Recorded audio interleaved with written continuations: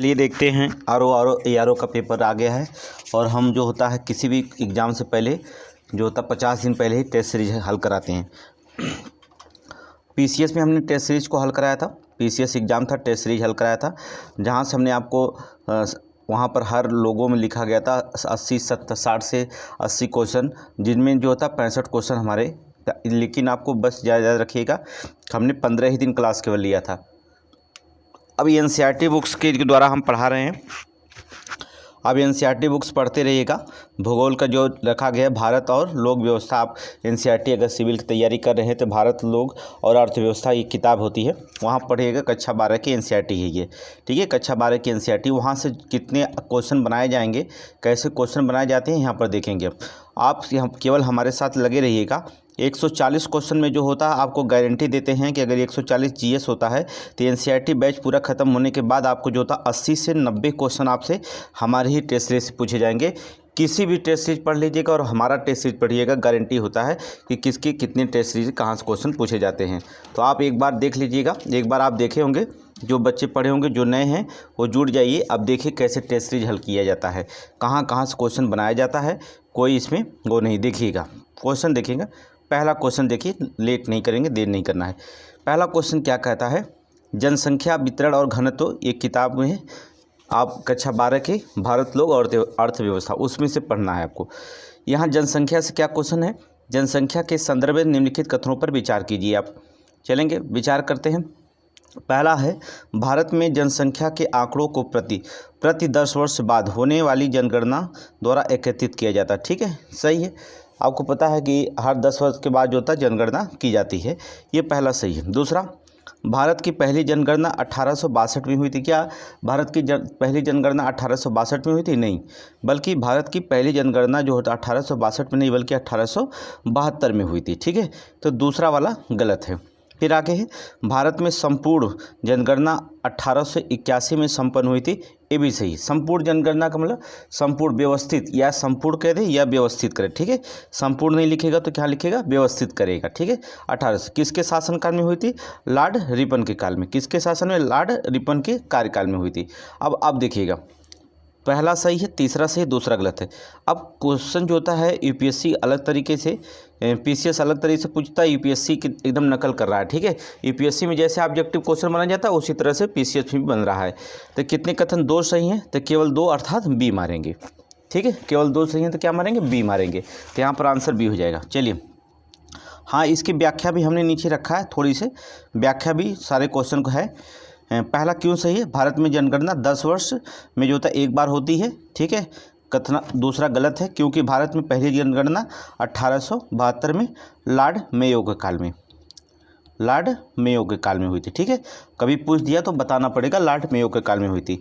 और भारत में जो था पहली संपूर्ण और व्यवस्थित जनगणना पूछेगा तो 1881 ईस्वी में संपन्न हुई थी, लॉर्ड रिपन के काल में, लॉर्ड रिपन के काल में। ठीक है, देखिए आप NCERT बैच चल रहा है, अब NCERT बैच में आप हमसे जुटे रहिए। रोज़ आपको 2 घंटे डेली जो होता है, 2 घंटे 4 घंटे वीडियो जो होता है, फिर आपका लाइव क्लास में आप हमसे जुड़ सकते हैं। ठीक है, ज़्यादा से ज़्यादा वीडियो को शेयर करिए, जिससे ज़्यादा पहुँचे, जिससे हम लाइव आ सकें। ठीक है, लाइव क्लास करने का मतलब होता है जब तक 50 लोग डिस्कशन ना करें, 100 लोग डिस्कशन ना करें क्वेश्चन में, तब तक आनंद नहीं आता है। ठीक है, तो चलिए अगला, नेक्स्ट क्वेश्चन। अगला क्या कहता है, दूसरा क्वेश्चन कह रहा है, दूसरा, जनसंख्या वितरण को प्रभावित करने वाले भौतिक कारणों के संदर्भ में विचार करिए। जो जनसंख्या वितरण को प्रभावित करने वाले भौतिक कारणों के संदर्भ में निम्न पर विचार करेंगे। चलिए, तो जनसंख्या वितरण को प्रभावित करने वाला भौतिक कारण कौन होगा? जो भूविन्यास, श्योर है, ये तो होगा ही। जल की उपलब्धता, ये भी सही है।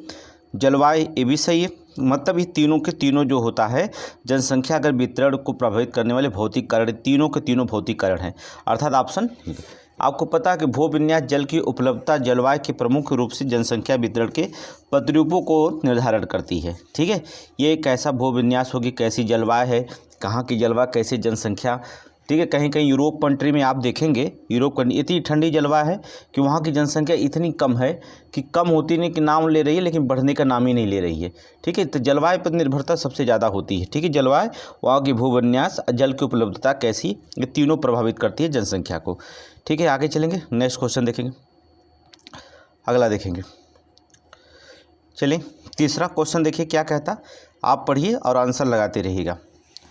चलेंगे, भारत के राज्यों को जनगणना के संदर्भ में निम्नलिखित राज्यों पर विचार कीजिए। भारत के राज्यों की जनगणना के संदर्भ में निम्नलिखित राज्यों पर विचार कीजिए। कह रहा है जनसंख्या के आरोही क्रम में लिखे।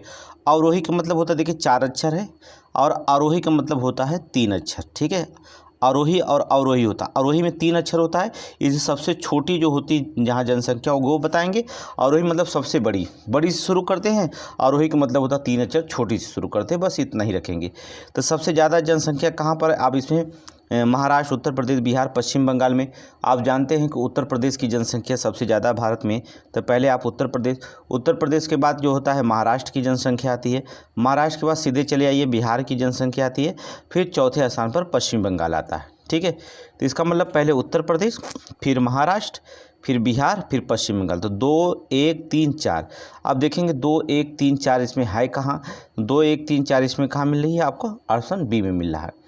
कहाँ मिल रहा है? ऑप्शन बी में, देख लेंगे ऑप्शन बी में। तो चलिए क्रम लगा दिए, अगला क्वेश्चन नंबर 4 देखेंगे।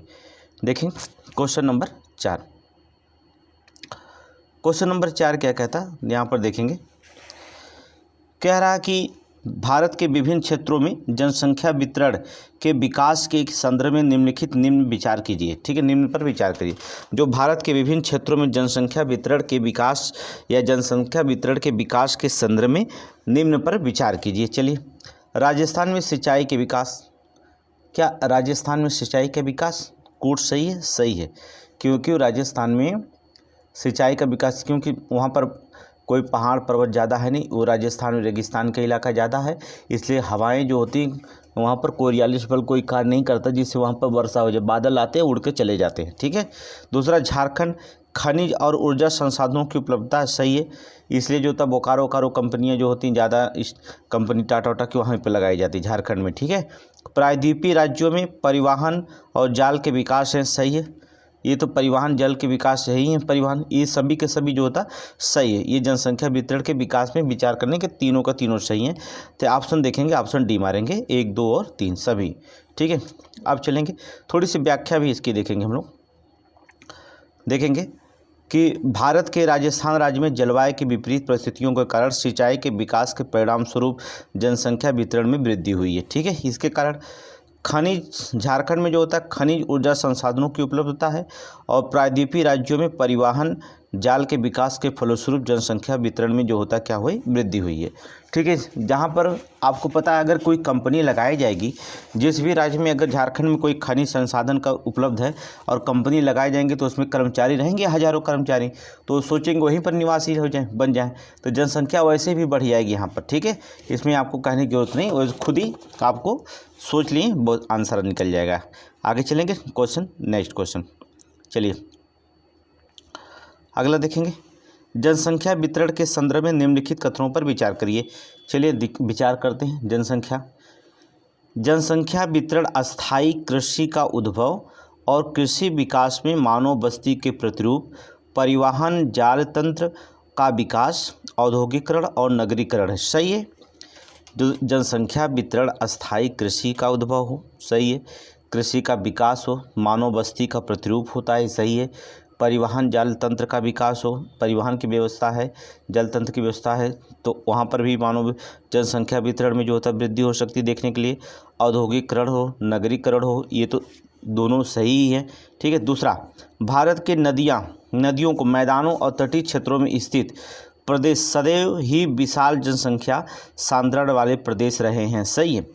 भारत के नदियों के मैदानों और तटीय क्षेत्रों में जो होता है स्थित प्रदेश सदैव जो होता है जनसंख्या सांद्रण वाले प्रदेश रहे हैं, ये सही है। ये क्या दोनों सही, तो दोनों कथन सही है। अब विकल्प में है कि नहीं है, कथन 1 और 2 दोनों सही है। ठीक है। थोड़ी सी व्याख्या देख लेंगे, व्याख्या इसमें नहीं देखना है, क्वेश्चन आगे देखेंगे क्योंकि इसमें कोई व्याख्या नहीं है। आगे चले, क्वेश्चन नंबर 6। क्वेश्चन नंबर 6 देखेंगे, निम्नलिखित कथनों पर विचार कीजिए। चलिए विचार करिए, तुरंत आंसर। भारत में उत्तर प्रदेश जनसंख्या और क्षेत्रफल की दृष्टि से सबसे बड़ा राज्य है। क्या उत्तर प्रदेश जनसंख्या की दृष्टि से सबसे बड़ा राज्य है? क्षेत्रफल की दृष्टि से सबसे बड़ा राज्य है? नहीं, क्षेत्रफल की दृष्टि से जब सबसे बड़ा राज्य नहीं है। क्षेत्रफल की दृष्टि से सबसे बड़ा राज्य कहाँ पर है? राजस्थान। कौन है? राजस्थान है, उत्तर प्रदेश नहीं। इसलिए इस कथन को आप क्या करेंगे? गलत करेंगे। दूसरा, अरुणाचल प्रदेश राज्य की जनसंख्या का आकार इसके विशाल भौगोलिक क्षेत्र के बावजूद अत्यंत छोटा है। सही है गलत है? दूसरा सही है। अरुणाचल प्रदेश में आपको पता 17 व्यक्ति प्रति वर्ग किलोमीटर बसते हैं। कितने व्यक्ति? 17 व्यक्ति जो होते हैं प्रति वर्ग किलोमीटर में बसते हैं। इसलिए जो होता है वहाँ की विशाल जनसंख्या का आकार बहुत है, लेकिन भौगोलिक क्षेत्र उसका क्या है? बहुत बड़ा। कह रहा है कि भौगोलिक क्षेत्र बड़ा होने के बावजूद जो होता है अरुणाचल प्रदेश में जनसंख्या का आकार बहुत छोटा है। सही है, जनसंख्या का आकार क्या है? छोटा है। ठीक है, इसके भौगोलिक क्षेत्र अत्यंत बड़ा है, फिर भी जो था। इसे दूसरा तो सही कह रहा है, पहला गलत कर रहा है। इसका मतलब ऑप्शन नंबर बी हो जाएगा। क्या होगा? ऑप्शन नंबर बी हो जाएगा। देख रहे हैं, क्वेश्चन ऐसे आरओ में पूछा जाएगा एकदम। अब देखिए, एकदम फैक्ट क्वेश्चन जहाँ होगा तहाँ हम आपको बताएंगे, लेकिन अब आपको ये सोच लीजिए कि कोई एकदम फैक्ट क्वेश्चन टेस्ट सीरीज में हल करा रहा है कि भारत की राजधानी कहाँ है, वो कहाँ फलाने कहाँ, जनगणना कब हुई, किसके शासनकाल में हुई, तो वो ऐसे टेस्ट सीरीज आप पढ़ेंगे तो दिक्कत हो जाएगी। अगर वैसे टेस्ट सीरीज आप पढ़ते हैं कि अगर पूछ दे कि सबसे कम जनसंख्या वाला राज्य कौन है, अरुणाचल प्रदेश है, तो अब वो ऐसे क्वेश्चन नहीं पूछे जाते हैं। ठीक है, रीजन कथन का रीजन कारण जो होता है टेस्ट सीरीज में पूछा जाता है हमेशा। अब देख लीजिए, पीसीएस का क्वेश्चन हो, चाहे आईएएस का हो, चाहे आरओ का हो, अब पैटर्न बहुत चेंज हो चुका है। ठीक है, पैटर्न बहुत चेंज, तो कोशिश करिएगा कि टेस्ट सीरीज जो सिंपल टेस्ट सीरीज होता है उस पर हल करने को भागिएगा ज़्यादा नहीं, क्योंकि टेस्ट सीरीज के जो फैक्ट पूछेगा, अगर डायरेक्ट फैक्ट पूछता है तो ज़्यादा से ज़्यादा 7 से 8 क्वेश्चन फैक्ट पूछता है। नहीं तो फिर देखिए आरओ का पेपर प्रीवियस ईयर का खुद ही आपको पता चल जाएगा। ठीक है, आगे चलेंगे, क्वेश्चन नंबर 7 देखेंगे। क्वेश्चन नंबर 7 में देखिए क्या कहता है। जनसंख्या घनत्व के संदर्भ में निम्नलिखित कथनों पर विचार करिए। चलिए, जनसंख्या घनत्व को प्रति इकाई क्षेत्र में व्यक्तियों की संख्या द्वारा अभिव्यक्त किया जाता है। पहला सही है। पहला क्या है? सही है। जनसंख्या घनत्व को जो होता है प्रति इकाई क्षेत्रफल में व्यक्तियों की संख्या के द्वारा अभिव्यक्त किया जाता है, ये सही है। एक इकाई एक मापक होता है ना, जैसे एक यहाँ पर 1 किलोमीटर में, यहाँ से यहाँ तक 1 किलोमीटर में कितनी जनसंख्या घनत्व है, उसका मापन करते हैं।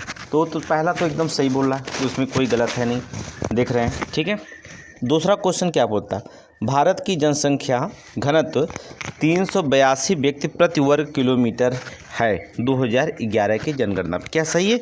सही है, ये भी 382 है। दूसरा भी सही है, पहला भी सही है, दूसरा भी सही है। भारत की जो जनसंख्या 382 व्यक्ति प्रति वर्ग किलोमीटर पे बसती है, ये सही है। ये जनगणना 2011 में आपने पढ़ा होगा। अगला, 1951 में भारत की जनसंख्या का घनत्व 200 व्यक्ति प्रति वर्ग किलोमीटर था। क्या सही है? 1951 में जनसंख्या का घनत्व जो होता है 200 नहीं बल्कि 117 व्यक्ति प्रति वर्ग किलोमीटर था। याद रखिएगा, कितना? 17 व्यक्ति, 117 व्यक्ति प्रति वर्ग किलोमीटर था। 50 वर्षों में आपको बता दें 200 व्यक्ति प्रति वर्ग किलोमीटर से अधिक उत्तरोत्तर वृद्धि हुई है। देख रहे हैं, 182 और 1951 में कितना? 117 व्यक्ति प्रति वर्ग किलोमीटर। अब बढ़ करके यहाँ सीधे सीधे 50 वर्ष हो जाएगा। सीधे सीधे 50 वर्ष बढ़ के जो होता है जनसंख्या घनत्व हो गई 382। इसका मतलब होता कि 200 व्यक्ति, लगभग 200 व्यक्ति प्रति वर्ग किलोमीटर में बसे। उत्तरोत्तर वृद्धि की बात कर रहे हैं। ठीक है, तो यहाँ पर जो होता वृद्धि हुई। तो तीसरा गलत है, पहला दूसरा सही है। अब हम ऑप्शन देखेंगे क्या है पहला दूसरा। ओ, कितने कथन सही हैं? तो इसमें आपको आंसर मानना होगा केवल 2 सही हैं, केवल 2 सही हैं। ठीक है, ये तो हमने आपको बता दिया, इसमें पढ़ने की जरूरत। आगे देखेंगे, चलिए क्वेश्चन नंबर 8 देखते हैं। क्या? जनसंख्या घनत्व के संदर्भ में निम्नलिखित कथनों पर विचार कीजिए। जनसंख्या घनत्व के संदर्भ में जो होता निम्नलिखित कथनों पर क्या करिए? विचार कीजिए। अरुणाचल प्रदेश की जनसंख्या घनत्व 17 व्यक्ति प्रति वर्ग किलोमीटर पर बसती है। अभी हमने बताया सही है। अभी हमने इसके पहले बता दिया था कि अरुणाचल प्रदेश क्षेत्रफल में ज़्यादा लेकिन जनसंख्या घनत्व 17 व्यक्ति प्रति वर्ग किलोमीटर है। उत्तरी भारत के राज्यों की जनसंख्या घनत्व अधिक है। क्या सही है? सही है। दक्षिण भारत की राज्यों की जनसंख्या घनत्व कम है, उत्तरी भारत में सबसे ज़्यादा। अब यूपी के देख लीजिए, बिहार देख लीजिए। अब देखेंगे बिहार में कितनी जनसंख्या घनत्व बता दें, 1102 व्यक्ति प्रति वर्ग किलोमीटर। उत्तर प्रदेश की बात करें तो कितना है जनसंख्या घनत्व, 829 व्यक्ति प्रति वर्ग किलोमीटर। देख रहे हैं ना, बिहार, ये उत्तर प्रदेश। यही देखिए उत्तरी भारत की तरफ जाएंगे, पश्चिम बंगाल का देख लीजिए घनत्व, तो 1029 व्यक्ति प्रति वर्ग किलोमीटर। ठीक है, तो सबसे ज़्यादा बिहार है, फिर पश्चिम बंगाल है, फिर जो था आपका उत्तर प्रदेश दिखाएगा। उत्तरी भारत की जनसंख्या घनत्व सबसे अधिक है, ये बात सही है। यह पहला भी सही कह रहा है, दूसरा भी सही कह रहा है। इसका मतलब क्या है कि पहला भी सही है और दूसरा भी सही है, तो दोनों कथन जो होता सही है। ऑप्शन में, अब ऑप्शन की बात करते हैं तो ऑप्शन देखेंगे क्या दिया है, उपयुक्त में कौन सा कथन सही है, तो 1 और 2। ठीक है, यहाँ पर इसकी विस्तृत व्याख्या भी है, देख लीजिएगा। अरुणाचल प्रदेश का जनसंख्या घनत्व 17 व्यक्ति प्रति वर्ग किलोमीटर है। उत्तरी भारत के राज्यों का जनसंख्या घनत्व अधिक है। ठीक है, बिहार में 1102, पश्चिम बंगाल में 1029, उत्तर प्रदेश में 829। आगे चलें, क्वेश्चन नंबर 9 देखेंगे। क्वेश्चन नंबर 9 देखिए क्वेश्चन एकदम सेम टू सेम इसी तरह से पूछा जाएगा। एनसीईआरटी बैच चल रहा है आपका। ठीक है, निम्नलिखित कथनों पर जो होता विचार कीजिए। हिमालय प्रदेश के पर्वतीय राज्यों और भारत के उत्तरी पूर्वी राज्यों मतलब असम को छोड़कर अपेक्षाकृत निम्न घनत्व है। हिमालय प्रदेश के पर्वतीय राज्य और भारत के उत्तरी पूर्वी राज्यों में अपेक्षाकृत निम्न घनत्व सही है। हिमालय में पर्वतीय क्षेत्रों में जो होता है जनसंख्या घनत्व वैसे भी कम होती है, जो पर्वतीय क्षेत्र होते हैं पर्वतीय राज्यों वैसे भी संख्या कम होगी। और पूर्वोत्तर उत्तर पूर्वी राज्य में जो होता है देखेंगे असम मेघालय, यहाँ पर जनसंख्या वैसे भी कम है। ठीक है, तो इसका मतलब हो जाएगा असम को छोड़ दिया जाए, असम में थोड़े घनत्व है, तो उधर मेघालय में जो होता पहाड़ी एरिया है ही हैं, पर्वतीय राज्य है ही हैं, तो वहाँ पर भी निम्न घनत्व। पहला तो बात वो सही करा, आप दिमाग लगा कर समझ सकते हैं। ठीक है, दूसरा, अंडमान निकोबार द्वीप की जनसंख्या घनत्व अन्य केंद्र शासित प्रदेशों से जो होता अधिक है।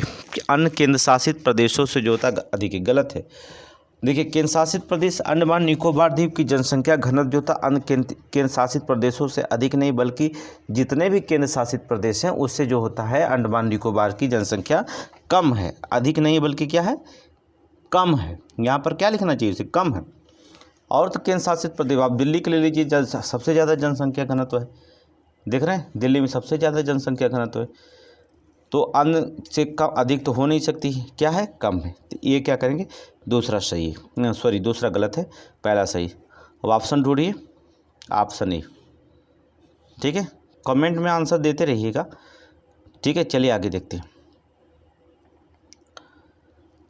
जनसंख्या घनत्व के संदर्भ में निम्नलिखित कथनों पर विचार कीजिए। जनसंख्या घनत्व के संदर्भ में जो होता है निम्नलिखित कथनों पर जो होता है विचार करिए। चलिए, बिहार, अरुणाचल प्रदेश, उत्तर प्रदेश, तमिलनाडु। तो आपको आप पहले ही बता दिया कि इनमें से सबसे ज़्यादा जनसंख्या घनत्व किसका है, पहले ही हमने बता दिया। बिहार तो आपको पहले ही बता दिया कि 1102 हमने पहले बता दिया। इसके बाद जो होता है आपको अरुणाचल प्रदेश का भी आपने देख लिया, सबसे कम है। आप संकोच मत करिएगा, 17 व्यक्ति प्रति वर्ग किलोमीटर, इसके पहले हमने पढ़ाई दिया है। उत्तर प्रदेश को हमने आपको बता दिया 829 आपको उत्तर प्रदेश को हमने बता दिया है। तमिलनाडु को हमने नहीं बताया, तमिलनाडु का 555 है प्रति व्यक्ति, जो तब 555 व्यक्ति प्रति वर्ग किलोमीटर में बसते हैं। अब सबका डाटा अगर आपके पास है तो चाहे वो घटते क्रम में पूछे, जनसंख्या का घटता क्रम पूछे, और चाहे जनसंख्या का बढ़ता क्रम पूछे, आप आंसर क्या करेंगे, बड़े आसानी से दे सकेंगे। तो घनत्व का घटता क्रम क्या है, अरे भैया घटता क्रम पूछे हो, ठीक है, सबसे ज़्यादा बिहार होगा, बिहार के बाद चले जाएंगे उत्तर प्रदेश के बाद चले जाएंगे हम लोग तमिलनाडु में, तमिलनाडु के बाद चले जाएंगे अरुणाचल प्रदेश में। मतलब 1 3 4 2, इसका मतलब हो जाएगा ऑप्शन नंबर डी हो जाएगा, 1 3 4 2 हो गया। ठीक है, अगला क्वेश्चन नंबर 11 देखेंगे। कहता है क्वेश्चन नंबर 11, देखिए कह रहा है कि निम्नलिखित कथनों पर विचार कीजिए। चलिए विचार करते हैं, निम्नलिखित कथनों पर विचार कीजिए, बहुत इंपॉर्टेंट क्वेश्चन है। ठीक है, बहुत इंपॉर्टेंट है। 2 समय कह रहा दो समय बिंदुओं के बीच किसी विशेष या किसी क्षेत्र विशेष में रहने वाले लोगों की संख्या में परिवर्तन को जनसंख्या वृद्धि कहते हैं। ये सही है। दो समय बिंदुओं के बीच किसी क्षेत्र विशेष में रहने वाले, किसी क्षेत्र विशेष में रहने वाले, याद रखना है, किसी क्षेत्र विशेष में रहने वाले लोगों की संख्या में परिवर्तन को, जो जैसे कोई भी क्षेत्र हो उसमें कुछ संख्या का परिवर्तन हुआ तो जनसंख्या घटी कि बढ़ी, कैसे क्या होगा, तो उसे जनसंख्या वृद्धि कहते हैं। जनसंख्या को प्राकृतिक वृद्धि का विश्लेषण अशोधित जन्म और मृत्यु की दरों से निर्धारित किया जाता है। सही है। जनसंख्या वृद्धि क्या है, बस याद करें, कितने लोग मरे, कितने लोग जीवित हैं, कितने लोगों को जन्म हुआ, कितने लोगों का मृत्यु हुई, इसी पर आप जनसंख्या कहते हैं। एकदम प्राकृतिक आधार यही ना है आपका कि कितने लोग मर रहे हैं, कितने लोग जन्म ले रहे हैं। ठीक है, कितनी की मृत्यु होती, कितने को जन्म, जनसंख्या घटी कि बढ़ी, इसी को हम जनसंख्या प्राकृतिक का निर्धारण करते। पहला भी सही है और दूसरा भी सही है। अब हम तीसरे पे थोड़ी सी फोकस करते हैं। तीसरे पे देखेंगे, फोकस करेंगे। अभिप्रेरित घटकों को किसी दिए गए क्षेत्र में लोगों को अंतर्वर्ती और बहिर्वर्ती संचालन का प्रबलता द्वारा स्पष्ट किया जाता है। ये भी सही है, प्रबलता द्वारा स्पष्ट किया जाता है, ये भी सही है। जो अभिप्रेरित घटकों को किसी दिए गए क्षेत्र में लोगों को अंतर्वर्ती और बहिर्वर्ती संचलन का प्रबलता द्वारा क्या करते हैं, स्पष्ट करते हैं जनसंख्या वृद्धि, ये भी सही है। तो इसका मतलब तीनों कथन सही है, ऑप्शन सी लगाएंगे। लेकिन इसके जो होता है जनसंख्या में प्राकृतिक वृद्धि के दो, देखिए जनसंख्या वृद्धि के दो घटक होते हैं, एक याद रखिएगा अभिप्रेरित और दूसरा प्राकृतिक। ये दो शब्द अगर जहाँ आ जाएं जनसंख्या वृद्धि में, ये दोनों सही है, अभिप्रेरित और, याद रखिएगा जनसंख्या वृद्धि के दो घटक होते हैं। ठीक है, एक होता है प्राकृतिक, दूसरा होता है अभिप्रेरित। प्राकृतिक और अभिप्रेरित। अभिप्रेरित घटकों में किसी दिए गए क्षेत्र के लोगों को अंतर्वर्ती और बहिर्वर्ती संचलन की प्रबलता द्वारा स्पष्ट किया जाता है। ठीक है, दोनों तीनों कथन सही है। आगे चले, नेक्स्ट चलिए, क्वेश्चन नंबर 12।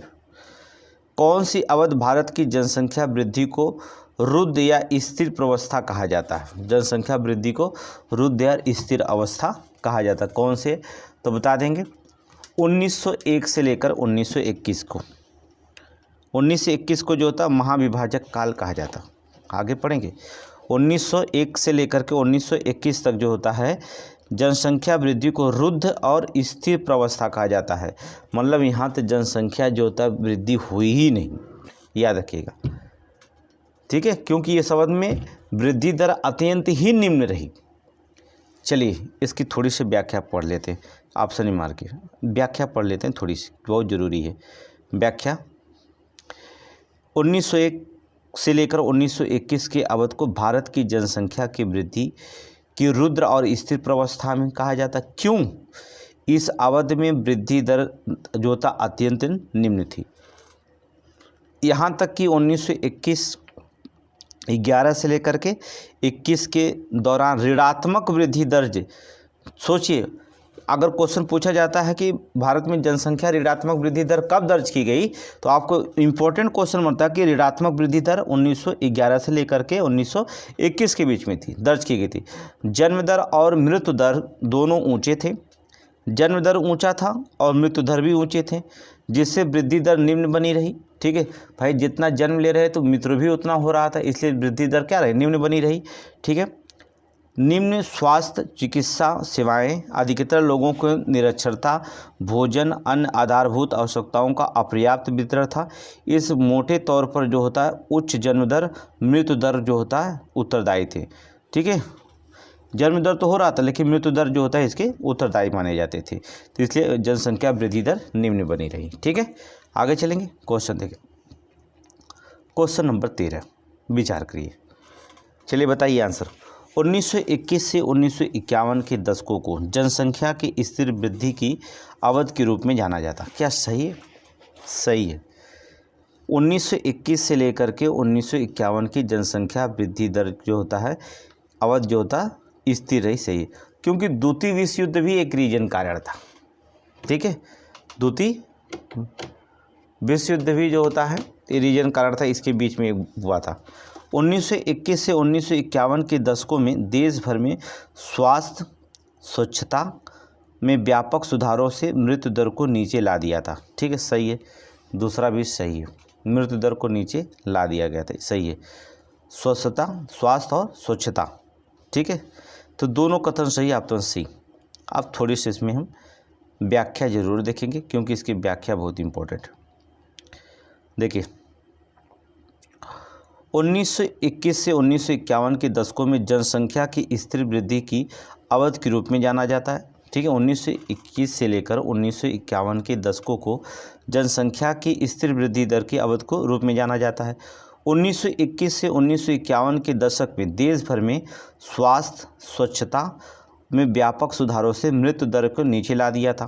ठीक है, 1921 से 1951 के दशक के साथ ही बेहतर परिवहन और संचार तंत्र में वितरण प्रणाली में सुधार हुआ था। ठीक है, बेहतर परिवहन और संचार तंत्र में वितरण प्रणाली में क्या हुआ था, सुधार भी हुआ था। ठीक है, ये तीनों रीजन मोस्ट इम्पॉर्टेंट माने जाते हैं, नोट करिए। हो गया, आगे चलिए नेक्स्ट क्वेश्चन नंबर जो होता 14 देखेंगे। चलिए, बहुत इंपॉर्टेंट है, फैक्ट भी इससे क्वेश्चन बनता है, डायरेक्ट फैक्ट क्वेश्चन पूछ सकता है या फिर डायरेक्ट जो होता है क्वेश्चन आपको आंसर देना। देखिए, लाइव क्लास से ज़्यादा वीडियो शेयर करिए। आपको हमने बता दिया कि हमारे पढ़ाए हुए क्वेश्चन से 140 अगर जीएस पढ़ाते हैं तो 100 क्वेश्चन तो गारंटी लेते हैं हमारे टेस्ट सीरीज से आएंगे। टेस्ट सीरीज इसी तरह से हल करेंगे तभी समझ में आएगा आपको। फैक्ट क्वेश्चन जो टेस्ट सीरीज हल हो रही है वो किसी भी तो समझ लो वहाँ से क्वेश्चन कोई संभावना नहीं बने। ठीक है, आपको 100% करते हैं कि आप हमसे जुड़े रहिए, वीडियो को शेयर करिए ज़्यादा से। ठीक है, बस आपको 1 सेकंड लाइक करने में लगेगा, बस एक लाइक बटन करिए, चैनल को सब्सक्राइब कर लीजिए, आपको अच्छी चीज़ें हमको आपको प्रस्तुत करते रहेंगे। चलिए क्वेश्चन पढ़ते हैं। 1951 कथनों पर विचार करना है। 1951 से लेकर के 81 के दशकों में भारत में जनसंख्या विस्फोट की अवधि के रूप में जाना जाता है। क्या सही है? जनसंख्या विस्फोट के रूप में जाना जाता है, सही है, क्योंकि 1951 से 81 तक जनसंख्या अवधि जो होता लगातार बढ़ती रही। ठीक है, मृत्यु दर तो ह्रास हुआ, जनसंख्या उच्च प्रजनन दर के कारण हुआ था। ठीक है, यहाँ पर मृत्यु दर कम हुई और जनसंख्या का जो होता है बढ़ना शुरू किया था। प्रजनन दर जो होता अवधि विस्फोट को जाना जाता है, सही है। 1951 से 81 के दशकों में औसत वृद्धि दर 2.2% तक ऊंची बनी रही, ये भी सही, कोई दिक्कत नहीं, ये सही है, 2.2%। 1981 के पश्चात जनसंख्या वृद्धि दर में कमी, देश में विवाह के समय औसत आय में वृद्धि, जीवन की गुणवत्ता विशेष रूप से स्त्री शिक्षा में सुधार से प्रभावित हुई थी, सही है। 1981 के पश्चात जनसंख्या वृद्धि दर में कमी हुई, देश में विवाह के समय औसत आय में वृद्धि, जीवन की गुणवत्ता विशेष रूप से स्त्री शिक्षा में सुधार से जो होता प्रभावित हुई थी, ये आपका सही है, ये भी कथन जो होता सही है। 81 के बाद जनसंख्या वृद्धि थोड़ी धीमी रही, कमी दी आई, क्योंकि विवाह के समय जो था औसत आयु जो होती है बढ़ा दी गई थी। ठीक है, जो 14 वर्ष का था वो 18 वर्ष कर दी गई थी लड़कियों को, इसलिए जो होता थोड़ी सी वृद्धि दर में कमी देखने को मिली थी। ठीक है, और कानून भी बनाया गया इसके बाद, आपको पता है। तो 1, 2, 3 तीनों सही है। चलिए, सभी कथन सही है, ऑप्शन सी, 1, 2, 3 तीनों सही है। ठीक है, इसको व्याख्या देखने की जरूरत नहीं है, व्याख्या हमने खुद ही बता देते हैं। जनसंख्या के संदर्भ में निम्नलिखित कथनों पर विचार कीजिए। एक क्वेश्चन तो आपको पता है, आना ही आना है। 2011 की जनगणना के अनुसार भारत की जनसंख्या 102 करोड़ थी। क्या भारत की जनसंख्या 102 करोड़ थी? नहीं, भारत की जनसंख्या 2011 की जनगणना के अनुसार कितनी थी? 121 करोड़ थी। अब तो 124 करोड़ की हो गई। ये कितना थी? 121 करोड़ थी। पहला क्या है? गलत है। अगर पहला गलत है तो ए भी गलत हो जाएगा, सी भी गलत हो जाएगा, तो कौन सही होगा? दूसरा सही हो जाएगा, क्योंकि भारत में जनगणना प्रति 10 वर्ष में एक बार होती है। ये कई बार बता दिए, ऑप्शन दूसरा सही हो जाएगा। भारत में जनगणना 10 वर्ष में एक बार होती है। ठीक है, 1881 के पश्चात लगातार 10 वर्ष में एक बार जनगणना हो रही है। 1881 में नियमित जनगणना हुई थी, पता है ना, नियमित जनगणना हुई थी, संपूर्ण जनगणना हुई थी। ठीक है, चलिए सही। आगे चलते हैं क्वेश्चन, नेक्स्ट क्वेश्चन। चलिए व्याख्या तो पढ़ा दे रहे हैं, कोई दिक्कत नहीं है, व्याख्या में कोई दिक्कत नहीं। चलिए अगला विचार करते हैं। 2011 की जनगणना में किशोरों अर्थात 10 से लेकर के 19 वर्ष की आयु का वर्ग का अंश जो था 20.9% है। क्या सही है? 2011 की जब जनगणना हुई थी, जो किशोरावस्था होती 10 से 19 वर्ष के बाद रखा जाता है, 10 से 19 वर्ष की आयु वाले वर्ग की, इसमें अंश कितने थे? 20.9% से सही है। 21% था, मतलब 20.9% सही है। राष्ट्रीय युवा नीति फरवरी 2014 से आरंभ की गई थी, सही है। राष्ट्रीय युवा नीति 2014 से प्रारंभ की गई है, ये आपको याद रखना होगा, बहुत ज़रूरी है, मोदी जी द्वारा। राष्ट्रीय युवा नीति 2014 1529 वर्ष, 15 से लेकर के 29 वर्ष के आय के समूह के व्यक्ति को युवा के रूप में परिभाषित किया गया है। 15 से लेकर के 29 वर्ष की अवस्था तक के व्यक्ति को जो होता है, आय के जितने लोग व्यक्ति हैं उन्हें हम युवा के रूप में, हम उन्हें युवा कहते हैं, युवा के रूप में परिभाषित किया गया, परिभाषित किया गया। क्या सही है? हाँ सही है, ये भी सही है, तीनों सही है, 1 2 3। एनसीईआरटी पढ़ेंगे आप, तभी एनसीईआरटी पढ़िएगा, कक्षा 12 की एनसीईआरटी हम भारत के लोग अर्थव्यवस्था पढ़िएगा, वहाँ से मिलेंगे, वहाँ से सारे क्वेश्चन वहीं से डिस्कस किया जा रहा है, वहीं से सारे क्वेश्चन डिस्कस है। सभी कथन जो होता सही है, अर्थात सभी तीनों कथन जो होते हैं सही है, ठीक है। वहाँ पढ़िएगा एनसीईआरटी 12। पहले बता दिए हम कि एनसीईआरटी से ही सारे क्वेश्चन पूछे जा रहे हैं, इसलिए एनसीईआरटी पे ज़्यादा जोर, सारे क्वेश्चन एनसीईआरटी से पढ़ाएंगे, और जिस किताब को पढ़ाएंगे उसको हम बता रहे हैं, और उसमें आप क्वेश्चन जो होता पढ़ते रहिएगा। निम्नलिखित कथनों पर विचार कीजिएगा। 2011 की जनगणना के अनुसार देश की कुल जनसंख्या का 68.8% भाग लोग जो था गाँव में रहते हैं, सही है गलत है? देखिए सही है, 68.8% लोग आज भी भाग जो था गाँव में रहते हैं, ये सही है। 11 की जनगणना बता रहे हैं, ठीक है।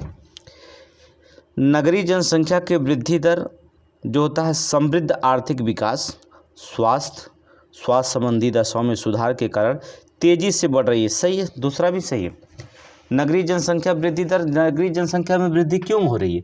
क्योंकि भैया हमको क्या चाहिए? पैसे चाहिए हमें विकास के लिए, आर्थिक समृद्धि के लिए जो होता आर्थिक विकास, आर्थिक समृद्धि, जो समृद्धि दर अगर हमारी अधिक होगी तो हम गांव में क्यों रहेंगे? हमें अगर अच्छी कमाई होगी तो हम नगर में जाकर बसेंगे। तो पहला तो रीजन सही है, स्वास्थ्य भी अच्छा मिलेगा, डॉक्टर वगैरह सारे नज़दीक मिल जाएंगे, अच्छे अच्छे डॉक्टर मिल जाएंगे, शहरों में रहेंगे, गाँव में तो उतना अच्छा डॉक्टर रहेंगे नहीं। स्वास्थ्य संबंधी दशाओं में सुधार कर तेज़ी से बढ़ रही है, यह रीजन तो आप अच्छी तरह से जानते हैं, ठीक है। आप इसको केवल नहीं जानते होंगे, पहला का 68.8% लोग गाँव में रहते हैं, एकदम शुद्ध आंकड़ा है, इसे पहला दूसरा दोनों सही है, तो दोनों कथन सही है, 1 और 2 कथन दोनों सही है। आगे चले, थोड़ा सा पढ़ लेंगे हम लोग। 2011 की जनगणना के अनुसार देश में कुल जनसंख्या का 68.8% भाग गाँव में रहते हैं। ग्रामीण जनसंख्या के विपरीत भारत में नगरीय जनसंख्या का अनुपात 31.16% काफ़ी निम्न है, किंतु नगरीय जनसंख्या याद रखना, किंतु पिछले दशकों में यह वृद्धि बहुत तीव्र दर से दर्शा रही है, ये तो सही है। नगरीय जनसंख्या की वृद्धि दर जो होता है समृद्धि दर, आर्थिक विकास, समृद्ध आर्थिक विकास, स्वास्थ्य और स्वास्थ्य संबंधी दशाओं में सुधार के कारण तेजी से क्या कर रही है? बढ़ रही है, सही है। सही है कि नहीं? ये दोनों सही है, तीनों कथन सही है। अब देखें क्वेश्चन नंबर 18 में, देखिए चलिए विचार करिए, बहुत सिंपल विचार है, कथनों पर विचार। गोवा और महाराष्ट्र राज्यों की कुल जनसंख्या का 25% भाग गाँव में बसता है। देखिए एक बात बता दें, 25% जो होता नहीं, बल्कि बता दें गोवा और महाराष्ट्र की कुल जनसंख्या का आधे से भी अधिक लोग गांव में बसते हैं। 25% नहीं, 50% से भी अधिक लोग गांव में रहते हैं, ठीक है। मुंबई बहुत बड़ा शहर नहीं है। गोवा और महाराष्ट्र में जो होता है, ये दोनों जो होते हैं, वहाँ के लोग जो होते हैं आधे से अधिक, आधा से भी ज़्यादा, 60 से 65 से 70% तक जा सकते हैं लोग कहाँ रहते हैं? गांव में रहते हैं, ठीक है। पहला याद रखिएगा। अब महाराष्ट्र गोवा का नाम सुनते लोग नहीं कि शहरों में रहेंगे, गलत है, बता रहा है, गलत नहीं सही वो बता रहा, तो पहला गलत है। 25% नहीं 50% से अधिक रहते हैं, बस इतना याद रखिएगा। दूसरा देखेंगे, उत्तरी पूर्वी भारत के पहाड़ी राज्यों में पश्चिमी राजस्थान और कच्छ के रण प्रति गांव में व्यक्तियों की संख्या कम है, ये सही है, कम है। केरल व महाराष्ट्र के कुछ भागों में अधिक पाया जाता है, ये सही है। उत्तरी पूर्वी पहाड़ी राज्यों में जो होता है राजस्थान और कच्छ के रण में जो होता है व्यक्तियों की संख्या बहुत कम है, ठीक है, व्यक्ति की संख्या कम है। केरल और महाराष्ट्र के कुछ भागों में अधिक पाई जाती, पहाड़ों क्षेत्र पर पाई जाती, दूसरा सही है। जनजातीय क्षेत्रों प्रायद्वीपीय भारत के बाढ़ संभावित क्षेत्रों और मध्य प्रदेश के पूर्वी भाग में नगरीकरण का स्तर निम्न रहा, सही है। जहाँ जनजातीय क्षेत्र हों ये तो वैसे भी जो होता है निम्न बन जाता है, क्योंकि वहाँ पर विकास पूरी नहीं पहुँच पाती, वो जो होता है विकास का पूरा लाभ सरकार का नहीं उठा पाते जनजातीय क्षेत्र। फिर प्रायद्वीपीय भारत में प्रभावित जो बाढ़ के प्रभावित क्षेत्र होंगे वहाँ पर तो निम्न हो ही जाएगा, ज़्यादा अगर बाढ़ आ रही तभी प्रभावित क्षेत्र हो जाएंगे। तो पूर्वी भाग में जो होता है नगरीकरण अर्थात नगरीकरण स्तर निम्न रहेगा, ये सही है। तो दूसरा तीसरा तो सही है, पहला आपका गलत हो जाएगा। अगर आपका पहला गलत होता है दूसरा तीसरा सही है तो केवल दो, यहाँ पर ऑप्शन थोड़ा सा हो जाएगा, केवल दो, क्या करेंगे, केवल दो मारेंगे, हो जाएगा। आगे चलिए व्याख्या देखने की ज़रूरत नहीं है, व्याख्या अब क्या देखेंगे, हम तो वैसे भी व्याख्या कर दे रहे हैं। आगे चलिए, निम्नलिखित कथनों पर विचार करेंगे। भारत एक भाषाई विविधता की भूमि है। क्या भारत में अनेक भाषाएं बोली जाती हैं? श्योर है, बोली जाती, ठीक है। यहाँ पर 52 कोस पर जो होता है बोलियाँ बदल जाती हैं, आपको पता नहीं, 52 कोस ज्यों जाएंगे त्यों बोली यहाँ बदल जाती, पूरे भारत की बात बता रहे हैं। 52 कोस पर बोलियाँ बदल जाती हैं यहाँ पर। भारत के संदर्भ में 22 भाषाएँ अनुसूचित है, सही है, 22 भाषाएँ तो अनुसूचित है, ये तो आपको पता ही है, अभी बता दे रहे हैं, इसकी व्याख्या कर देंगे। चलेंगे, अनुसूचित भाषाओं में हिंदी बोलने वालों का प्रतिशत सर्वाधिक है, एकदम सही है। बिहार, राजस्थान, मध्य प्रदेश, उत्तर प्रदेश, ये 4 राज्य मिला देंगे तो सबसे ज़्यादा जनसंख्या तो खुद ही यहीं पर बसती है, ठीक है। 24 करोड़ की जनसंख्या लेकर अकेले जो होता है उत्तर प्रदेश बसा हुआ है, तो सबसे ज़्यादा हिंदी ही बोली जाती है, हम लोग हिंदी ही बोलते हैं, ठीक है। ये तीनों कथन जो होता है सही है, सभी कथन सही है, इसकी व्याख्या हम जरूर देखेंगे। चलिए देखिए, जब हम लाइव पढ़ाएंगे तो आंसर आपको देना पड़ेगा, ठीक है। और लाइव हम तभी पढ़ाएंगे जब आप हमारे वीडियो को लाइक शेयर सब्सक्राइब करें, जिससे हम आपको लाइव आकर के डिस्कशन कर सकें। हम अकेले डिस्कशन किससे करेंगे जब आपको पढ़ना होगा, क्योंकि ये नया चैनल है, पढ़ाते नहीं हैं, अब आज से शुरू किए हैं, तो कम से कम आप सपोर्ट करिए। हम तुरंत 50 दिन के अंदर में एकदम बेहतरीन तैयारी करवा दें आपका। 140 क्वेश्चन में 120 हमारा ही पढ़ाया हुआ आएगा। फिर से बता रहे हैं, चाहे करंट आया हो, करंट का वीडियो डेली जो होता है 2 वीडियो यहाँ पर टेस्ट सीरीज का, 1 करंट का वीडियो टेस्ट सीरीज का, 3 टेस्ट सीरीज आपको डेली मिलेगा आपको, ठीक है। चलिए, भारत एक भाषाई विविधता की भूमि है। गियर्सन के अनुसार, बहुत इंपॉर्टेंट है, आरओ में पूछा गया है, गियर्सन देख लीजिएगा आरओ के क्वेश्चन प्रीवियस में। गियर्सन के अनुसार भारत का भाषाई सर्वेक्षण 1903 से लेकर 1928 से देश में 179 भाषाएं बोली जाती और 544 के लगभग बोलियां थीं, ठीक है। गियर्सन कब की बात कर रहा है, 1903 से लेकर के 1928 के बीच की बात वो बता रहा है गियर्सन, कि भैया भारत में लगभग 180 भाषाएं बोली जाती, 179 मतलब 180 मान लीजिए, ठीक है। और 544 लगभग बोलियां वहाँ पर हैं, तो हमने बताया ना 52 कोस पे बोलियां बदल जाती हैं, ठीक है। भारत के संदर्भ में 22 भाषाएं अनुसूचित हैं। अनुसूचित भाषाओं में हिंदी बोलने वालों का प्रतिशत सर्वाधिक है। कौन सा? हिंदी बोलने वाले का प्रतिशत क्या है? सर्वाधिक है, ठीक है। ये व्याख्या हो गया। आगे चले, नेक्स्ट क्वेश्चन। चलिए, बहुत इम्पोर्टेंट है। श्रमिकों के प्रकार के संदर्भ में निम्नलिखित कथनों पर विचार कीजिए। श्रमिक के प्रकार हमने आपको बता दिया, ठीक है, और बता भी दिया ये श्रमिक का एक नेक्स्ट बार यहीं से क्वेश्चन आरओ में पूछा गया था, ठीक है। री एग्जाम के पहले यहीं से क्वेश्चन पूछा गया था, जाकर देख लीजिएगा पेपर, ठीक है। हमने बताया कि एनसीईआरटी वो कहता है तो गलत नहीं करता। अगर आयोग लिखता है कि हम कक्षा 6 से लेकर के 12 तक एनसीईआरटी किताब से पूछेंगे तो एनसीईआरटी से ही पूछता, लेकिन हम लोग एनसीईआरटी अच्छे से पढ़ते नहीं बस है, ठीक है। किताब कोई प्रकाशन के आगे उसको रिपीट करने लगे। अब देखिए, प्रीवियस ईयर के क्वेश्चन का कोई ज़्यादा रोल नहीं रह गया। पहले प्रीवियस ईयर क्वेश्चन का रोल ज़्यादा था, उसके करीब ही बना रहा है, लेकिन प्रीवियस ऐसा क्वेश्चन न बना रहा है। अब पैटर्न पूरे की पूरी चेंज हो रहा है, ठीक है, कोई भी पैटर्न देखेंगे, कोई भी एग्जाम हो रहा है इसमें पैटर्न चेंज हो रहा है।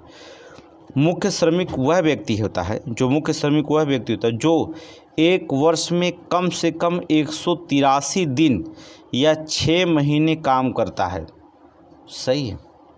अगर 183 दिन, मान लो 182 दिन का डाटा था, 183 दिन का अगर आप काम करते हैं तो आप श्रमिक के अंतर्गत आते हैं, आपके मुख्य श्रमिक के अंतर्गत आएंगे। दूसरा, सीमांत श्रमिक वह व्यक्ति होता है जो एक वर्ष में 183 दिनों में जो होता काम करता है, 183 दिनों या 6 महीने से कम में काम करता है, वो सीमांत व्यक्ति कहलाता है। सही है, ये भी सही, दोनों कथन जो होता सही है। दोनों कथन क्या है? सही है। सीमांत व्यक्ति की परिभाषा, मुख्य श्रमिक की परिभाषा, दोनों याद रखिएगा। आरओ में दोनों में से पूछा जाएगा। कथन 1 और 2 दोनों सही है। ठीक है, ये क्वेश्चन पूछा जाएगा, पढ़ लीजिएगा, बाद में हमारा दोष नहीं। आगे देखेंगे। करा निम्नलिखित कथनों पर विचार कीजिए। भारत में एक बड़ा अनुपात आश्रित जनसंख्या का है। सही है कि गलत है? सही है। अर्थात भारत में एक बड़ा अनुपात जो होता है आश्रित जनसंख्या का होता है। एक लोग कमाने 4 लोग बैठकर खाते हैं, बहुत लोग। ठीक है, आश्रित जनसंख्या का मतलब हो जाएगा, जान ही रहे हैं। भारत में श्रमिकों अर्थात मुख्य और सीमांत का अनुपात जो होता है 59.8% है। भारत में श्रमिकों का अनुपात जो होता है 2011 के अनुसार 59.8% है। क्या सही है? सही है। ठीक है, याद रखना। अगर ये पूछा जाता, नहीं गलत है, क्योंकि 59 नहीं है, ये तो हो गया आपका, कमेंट में बताइए जल्दी कितना होगा? 39.8%। ठीक है, दूसरा गलत है, पहला गलत, पहला सही है, दूसरा गलत है। 39.8% है। ठीक है, तो ये दूसरा गलत है, तो ये भी नहीं से होगा, इसमें भी दूसरा ए भी नहीं होगा, तो इसका मतलब ऑप्शन नंबर ए हो जाएगा। ऑप्शन नंबर ए हो जाएगा। आगे चलें। ठीक है, नेक्स्ट। ये क्वेश्चन पूछा भी गया था, थोड़ा से देखेंगे। ये क्वेश्चन पूछा भी गया। धार्मिक जनगणना के संदर्भ में निम्नलिखित कथनों पर विचार कीजिए। धार्मिक जनगणना के संदर्भ में निम्नलिखित कथनों पर जो होता है विचार कीजिए। हिमाचल प्रदेश राज्यों या केंद्र शासित प्रदेशों में हिंदुओं की सबसे अधिकतम हिस्सेदारी रखने वाला राज्य है। क्या सही है? अभी अभी जो था धरना हुआ था ना हिमाचल प्रदेश में, मुस्लिमों जो था पहाड़ी क्षेत्र में बसे हुए थे, कब्जा कर रहे थे, तो वहाँ पर जो होता धार्मिक सांप्रदायिक दंगा हुआ था, पता है कि नहीं, हिमाचल प्रदेश को लेकर। सही है, हिमाचल प्रदेश राज्य और केंद्र शासित प्रदेशों में हिंदुओं की सबसे अधिक हिस्सेदारी रखने वाला राज्य है हिमाचल प्रदेश। सही है, पहला बिल्कुल सही है, कोई शक नहीं। मिजोरम राज्यों केंद्र शासित प्रदेशों में हिंदुओं की सबसे न्यूनतम हिस्सेदारी रखने वाला राज्य। सही है, मिजोरम में हिंदू सबसे कम, ठीक है, भागीदारी होती है, सबसे कम न्यूनतम जनसंख्या रखने वाला राज्य। आगे देखेंगे। 2001 से लेकर 2011 वाले दशक में हिंदुओं की 10 की वृद्धि दर 11.6% रही। ये गलत है। 11.6% नहीं, 16.8% रही। कितना? 16.8% थी। तीसरा गलत है। ठीक है, हिंदुओं की 10 की वृद्धि दर कितना रही? 16.8%। नोट करेंगे, 16.8% रही। तो केवल पहला सही है, दूसरा सही है, तीसरा गलत है। आंसर देखें किस रूप में, प्रारूप में पूछा गया। ये देखिए भैया, 2 सही है तो केवल 2 मारेंगे। ठीक है, पहला दूसरा सही। आगे चले, नेक्स्ट क्वेश्चन। नेक्स्ट, वर्ष 2011 की जनगणना के अनुसार कुल श्रमिकों के कितने प्रतिशत श्रमिक प्राथमिक सेक्टर अर्थात कृषि सेक्टर में कार्यरत हैं? 2011 की जनगणना में कितने लोग कृषि सेक्टर में, बताइए जल्दी। अर्थात 54.6%। कितने? प्राथमिक सेक्टर या कृषि सेक्टर कह सकते हैं। 2011 के 54.6% हो गया, 54.6%। आगे देखें क्वेश्चन नंबर 24। एक चैप्टर है उस पर एनसीईआरटी में कक्षा 12 में अध्याय 2 में देखेंगे मानव बस्तियाँ। मानव बस्तियाँ एक चैप्टर है, उस पर हम चर्चा करते हैं मानव बस्तियों। चलिए मानव बस्तियों पर चर्चा करेंगे। मानव बस्तियों के संदर्भ में लिखित कथनों पर, बस्तियों का परिसर एक पल्ली से लेकर के महानगर तक होता है। क्या सही है? बस्तियों का परिसर जो होता है एक पल्ली से लेकर के जो होता है महानगर तक ले होता है। सही कि गलत है? बताइए जल्दी आंसर। सही है। परिसर एक पल्ली से लेकर महानगर तक होता है, इस सही है, पहला सही। बस्तियां छोटी और विरल रूप से लेकर बड़ी और संकुलित अवस्थित हो सकती हैं, ये भी सही। बस्तियां छोटी भी हो सकती हैं, विरल भी हो सकती हैं बस्तियां, ठीक है, एक बड़ी और संकुलित अवस्था में हो सकती है, ये तो सही है। ये तो एकदम फैक्ट पूछा गया है, ठीक है, इसमें कोई शंका नहीं, बस इसको याद रहना चाहिए। इसको तो एकदम फैक्ट है, कोई दिक्कत नहीं है। तो परिभाषाएं आपका जीवन काल का ही उठा दिया। पहला दूसरा दोनों सही है। ऑप्शन में देखेंगे कथन 1 और 2, व्याख्या जरूर देखेंगे हम लोग। बस्तियों का परिसर एक पल्ली से लेकर महानगर तक होता है, पहली बात। आकार के साथ बस्तियों को आर्थिक अभिलक्षण और सामाजिक संरचना बदल जाती है, ठीक है, साथ ही बदल जाते हैं पारिस्थितिकी और प्रौद्योगिकी भी जो होता है बदल जाती है आकार के साथ बस्तियों का। बस्तियां छोटी और विरल रूप से लेकर बड़ी और संकुलित अवस्थिति तक हो सकती हैं। हमने बताया कि बस्तियां भाई सारी सुविधाएं हैं तो घनत्व भी हो जाएंगे, फैक्ट्री लग गई, इधर पूरे सारे खाने पीने की सुविधाएं सारे कुछ है, तो वहाँ जाहिर सी बात है जनसंख्या घनत्व तो क्या हो जाएगा, बढ़ जाएगा। आगे चलेंगे नेक्स्ट। विरल रूप से अवस्थित छोटी बस्तियां कृषि अथवा अन्य प्राथमिक क्रियाकलापों में विशेषता प्राप्त कर लेती हैं। क्या सही है? पहला सही है। अगर विरल रूप से अवस्थित हैं छोटी बस्तियां तो कृषि कार्य करेंगे, जाहिर बात ज़मीन ज़्यादा हो जाएगा, विरल है तो कृषि कार्य के लिए खेती ज़्यादा पर्याप्त है, और अन्य प्राथमिक क्रियाकलापों में विशिष्टता के रूप प्राप्त कर लेती हैं। पहला एकदम सही है, एकदम आपके जीवन से जुड़ा हुआ क्वेश्चन है, बस इतना जान लीजिए, आंसर निकाल सकते हैं, कोई किताब नहीं पढ़ेंगे तभी। अधिक जनसंख्या घनत्व वाली बस्तियां द्वितीयक और तृतीयक क्रियाकलापों में विशेषकृत होती हैं, ये भी सही है। ये भी क्या सही है? जनसंख्या घनत्व अगर अधिक है तो वहाँ पर निर्माण विनिर्माण कार्य अधिक होगा कंपनियों में जो होता, तो द्वितीयक क्षेत्र और लोग काम करेंगे जो होता सर्विस करेंगे, तृतीयक क्षेत्र क्रियाकलाप विशेषकृत हो जाएगा कि नहीं होगा? होगा, ठीक है, एकदम सही बता दूँगा। 1 और 2 दोनों सही है, ऑप्शन सी, ठीक है। आगे चलें क्वेश्चन नंबर 126। ग्रामीण बस्तियों के संदर्भ में लिखित कथनों पर विचार कीजिए। ग्रामीण बस्तियां अपने जीवन का पोषण अथवा आधारभूत आर्थिक आवश्यकताओं की पूर्ति भूमि आधारित द्वितीयक आर्थिक क्रियाओं से करती हैं। क्या सही है? क्या ये क्वेश्चन सही है? सही है। अगर ग्रामीण बस्तियां अपने जीवन का पोषण और आधारभूत आर्थिक क्रियाओं की पूर्ति कैसे करते हैं? जब वो प्राथमिक क्षेत्र में उत्पादन करते हैं और द्वितीयक क्षेत्र में जो होता है डिमांड होती है, तो द्वितीयक क्षेत्र आर्थिक क्रिया अगर होती है तो प्राथमिक क्षेत्र जाहिर से बातें बढ़ेंगे, ठीक है।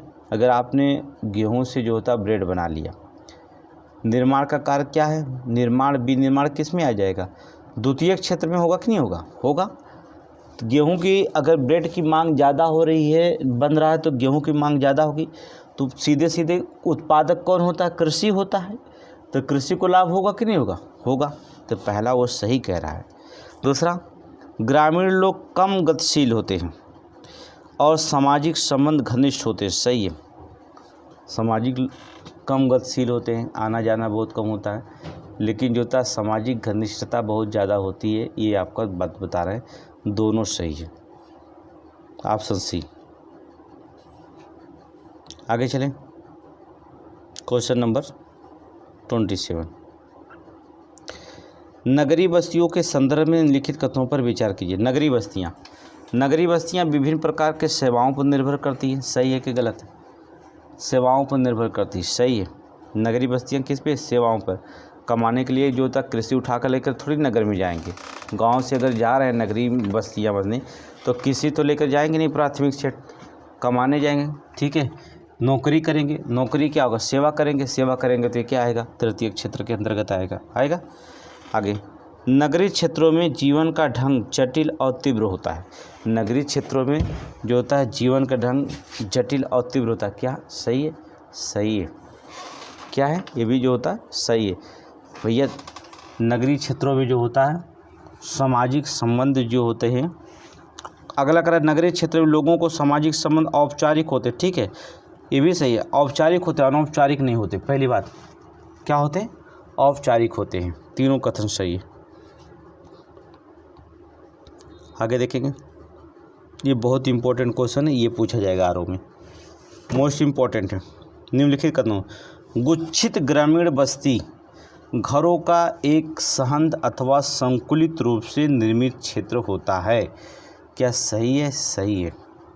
जो गुच्छित ग्रामीण बस्ती जो होती है घरों का एक सहंद और संकुलित रूप से निर्मित क्षेत्र होता है। दूसरा, गुच्छित बस्तियां प्रायः उपजाऊ जलोढ़ मैदानों और उत्तरी पूर्वी राज्यों में पाई जाती हैं। सही है। गुच्छित बस्तियां प्रायः कहाँ पाई जाती है? उपजाऊ जलोढ़ मैदानों में पाई जाती हैं। जहाँ जलोढ़ मैदान होगा वहाँ पर गुच्छित बस्तियां पाई जाएंगी, और ये उत्तरी पूर्वी राज्यों में पाई जाती हैं। सही है, दोनों सही है, ऑप्शन सी। आगे चलिए, ये इम्पोर्टेंट क्वेश्चन है, ये भी इम्पोर्टेंट है। अर्धगुच्छित अथवा विखंडित बस्तियां परिक्षिप्त बस्ती के किसी सीमित क्षेत्र में गुच्छित होने की प्रवृत्ति का परिणाम है। सही है, ठीक है। विखंडित बस्तियां परिक्षिप्त बस्ती के किसी सीमित क्षेत्र में गुच्छित होने के प्रवृत्ति का परिणाम है, ये सही है। अर्ध बस्तियां गुजरात के मैदान, राजस्थान के कुछ भागों में व्यापक रूप में पाई जाती है। सही है। अर्ध बस्तियां जो होती हैं गुजरात के मैदान और राजस्थान के जो होता कुछ भागों में, राजस्थान के कुछ भागों में जो होता व्यापक रूप से पाई जाती हैं। दूसरा भी सही है, ठीक है। अगला, तीसरा भी हमें ऐसा लगता है। अर्धगुच्छित बस्तियों में निम्न कार्यों में संलग्न लोग गांवों के बाहरी हिस्सों में बसते हैं। सही है। अर्धगुच्छित बस्तियों में आमतौर पर जमींदार और अन्य प्रमुख समुदाय का मुख्य गांव में केंद्रीय भाग पर आधिपत्य होता है। ये भी सही है, सभी सही हैं, 1 2 3 4 सभी सही, ठीक है, सबके सब सही। अगला,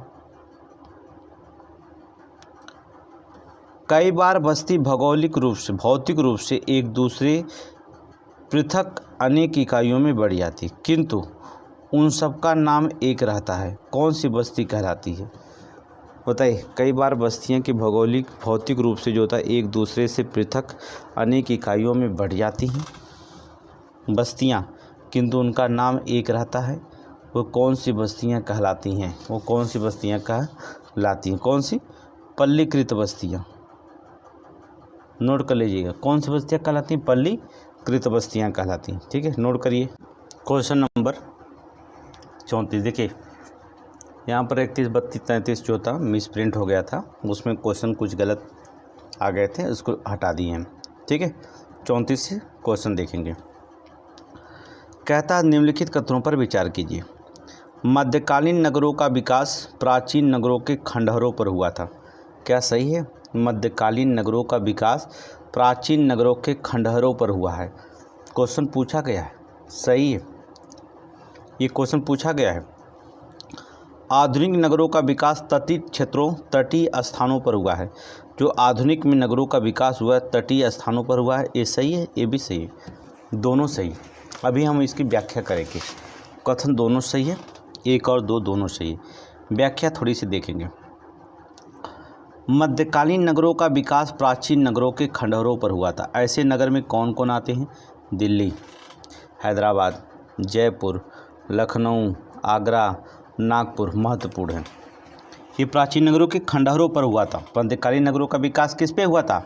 प्राचीन नगरों के खंडहरों पर हुआ था। ऐसे नगरों में दिल्ली, हैदराबाद, जयपुर, लखनऊ, ठीक है, आगरा और नागपुर महत्वपूर्ण है।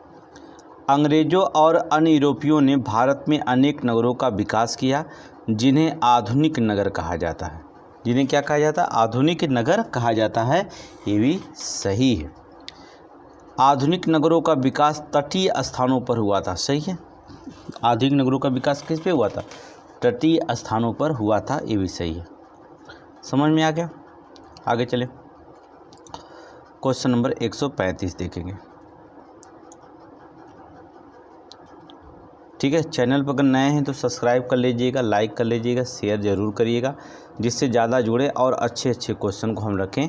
ये एकदम एनसीईआरटी पढ़ा रहे हैं, बस ये अगर पढ़ लिए एनसीईआरटी तो 140 में 120 कोई नहीं रोक पाएगा, ये हमारी गारंटी है। फिर हमारे चैनल पे आइएगा, हम जाएंगे नहीं चैनल छोड़ करके, तब आप बताइएगा। लेकिन जो होता है वीडियो को ज़्यादा शेयर करिए। अधिकतर पर्वतीय नगरों की स्थापना अंग्रेज़ों के द्वारा की गई थी, क्या सही है। जो पर्वतीय नगरों की स्थापना हुई थी क्या अंग्रेज़ों के द्वारा जो होता की गई थी, ठीक है, अंग्रेज़ों के द्वारा की गई थी, सही है। जमशेदपुर का विकास स्वतंत्रता प्राप्ति के पश्चात प्रशासनिक केंद्र के नगर के रूप में हुआ था। जमशेदपुर का, ये गलत है, ये क्या है, गलत है। ठीक है, ये आधुनिक उद्योगों पर आधारित नगरों के रूप में हुआ था जमशेद टाटा का, ये गलत है, पहला सही है। अब इसकी व्याख्या देखेंगे।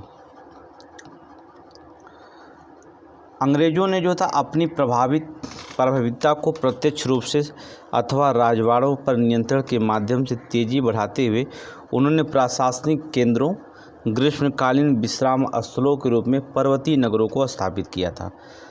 ठीक है, प्रशासनिक केंद्रों और ग्रीष्मकालीन विश्राम स्थलों के रूप में पर्वतीय नगरों में जो होता है, पर्वतीय नगरों का स्थापित किया था। तो पहला क्वेश्चन यही था आपका, पहला क्या है आपका, सही है, यही था ना। दूसरा गलत था, क्यों। जमशेदपुर का विकास आधुनिक उद्योगों पर आधारित नगरों के रूप में हुआ है, ये तो सही है।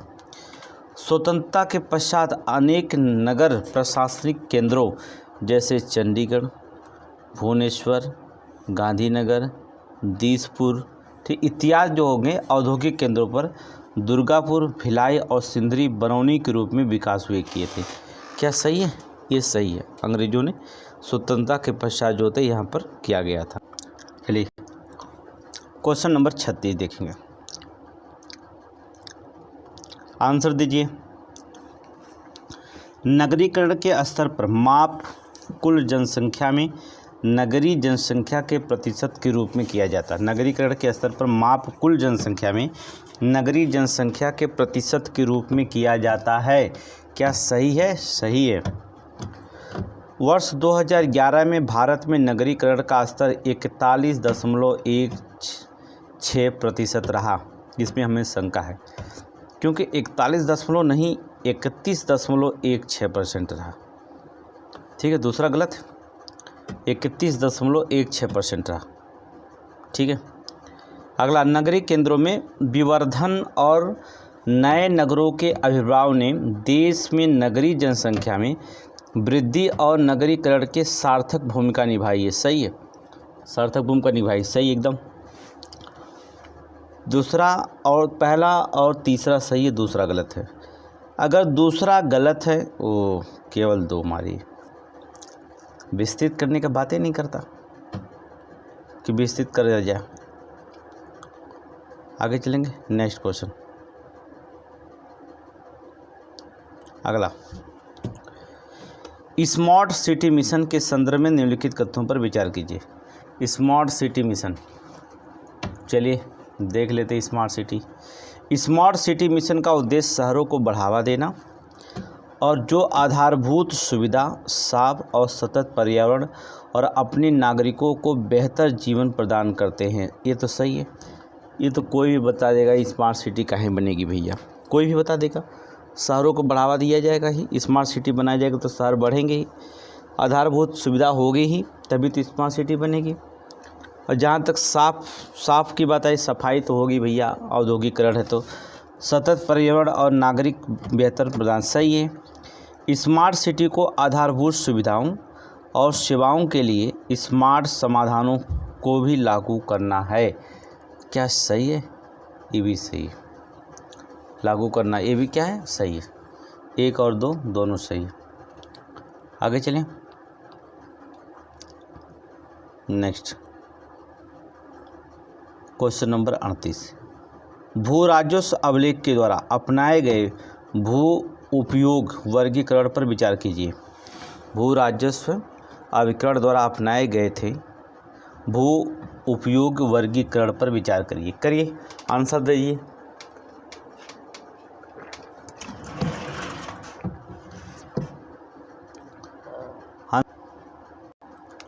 चलिए, कृषि के लिए योग्य भूमि निबल बोया क्षेत्र कहलाता है। क्या सही है? बहुत इंपॉर्टेंट है। कृषि के लिए योग्य भूमि को हम निबल बोया क्षेत्र कहलाता है। निबल बोया क्षेत्र कहलाता है। क्या सही है? सही है, सही है, निबल बोया क्षेत्र कहलाता, एकदम सही है, कोई दिक्कत नहीं। निबल बोया क्षेत्र जो होता है कृषि योग्य नहीं, क्योंकि निबल बोया क्षेत्र वहाँ वह भूमि होती है जिस भूमि पर फसलें उगाई व काटी जाती हैं। ठीक है, किसी योग्य भूमि को नहीं। निबल बोया क्षेत्र का मतलब होता है कि वह भूमि जिसमें फसलें उगाई और काटी जाती हैं उसे जो होता है निबल बोया क्षेत्र कहलाता है। ये तो गलत हो जाएगा यार। वह भूमि जो 5 वर्ष या उससे अधिक समय में कृषि रहित पड़ी हो और कृषि योग्य व्यर्थ भूमि कहलाती है। कृषि योग्य व्यर्थ भूमि कहलाती है, ये सही है। क्वेश्चन यहाँ से पूछा गया था, देख लीजिएगा आरओ में, आरओ और एआरओ में क्वेश्चन देख लीजिएगा। पीसीएस में भी यहीं से क्वेश्चन पूछा गया था। ठीक है, ये आपको लग रहा होगा कि कहाँ से क्वेश्चन आया है, लेकिन यही क्वेश्चन आया था पेपर में, देख लीजिएगा। ऊसर भूमि, बंजर भूमि, ये ऐसे क्वेश्चन पूछा गया था ना, तो वही तो ऊसर बंजर भूमि की बात कर रहा है, वही ऊसर बंजर भूमि की बात कर रहा है। लेकिन शब्द बदल देगा तो शब्द बदलने का तो भाई अर्थ होगा ही। अगला, 5 वर्षों से अधिक समय तक कृषि रहित रहने पर उसे कृषि योग्य व्यर्थ भूमि में शामिल कर दिया जाता है।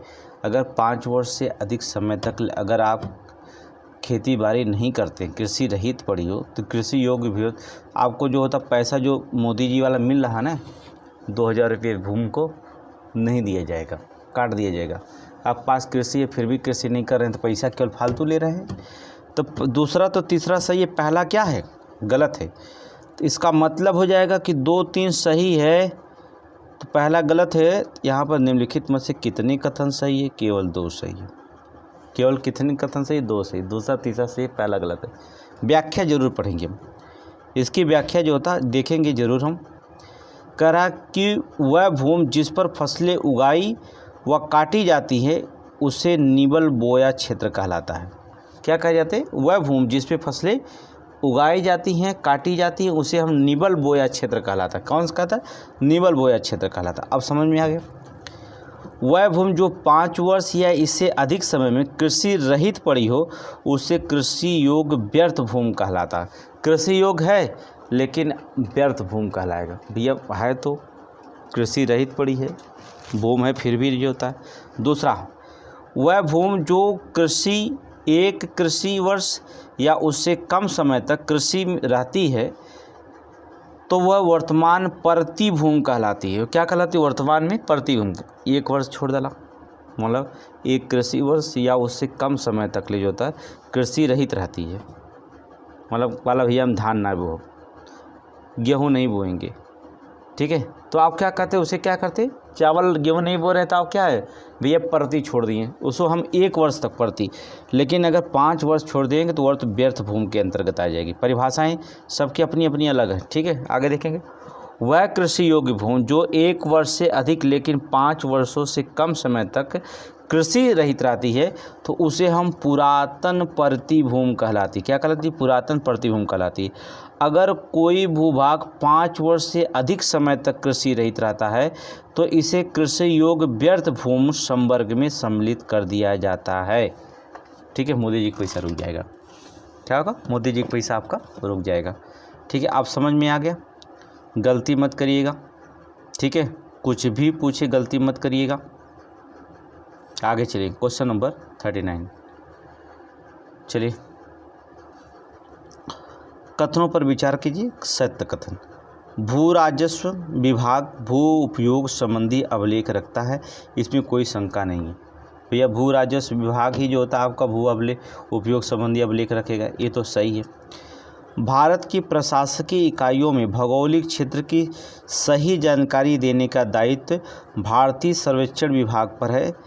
एकदम सही, भारतीय सर्वेक्षण विभाग पर। सही है भैया। और कौन देगा भौगोलिक क्षेत्र की जानकारी? कौन दे सकता है? भारतीय सर्वेक्षण विभाग ही दे सकता है, ये दे सकता है। दोनों सही है, दोनों कथन जो होता है सही है। आगे चलेंगे, बहुत इंपॉर्टेंट क्वेश्चन, क्वेश्चन नंबर 40।